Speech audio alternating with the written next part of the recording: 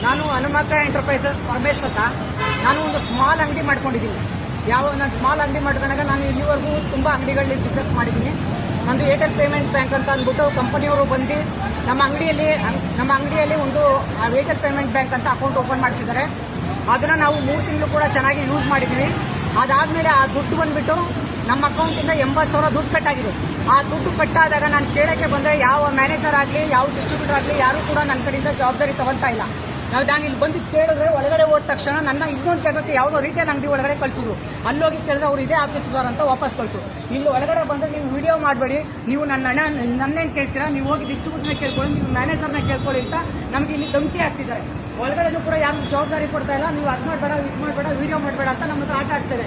ನಾನು ಕಷ್ಟಪಟ್ಟು ದುಡ್ಡು ಸಂಪಾದನೆ ಮಾಡಿರೋ ದುಡ್ಡು ಫ್ರೆಂಡ್ಸ್, 80,000 ರೂಪಾಯಿ ನಾನು ಬಂಡವಾಳ ಹಾಕಿದ್ದೀನಿ. ನಾನು ದುಡ್ಡು ಯಾರು ಕೊಡ್ತಾರೆ ಅಂತ ಕೇಳಕ್ಕೆ ಬಂದರೆ ನನಗೇನು ಜವಾಬ್ದಾರಿ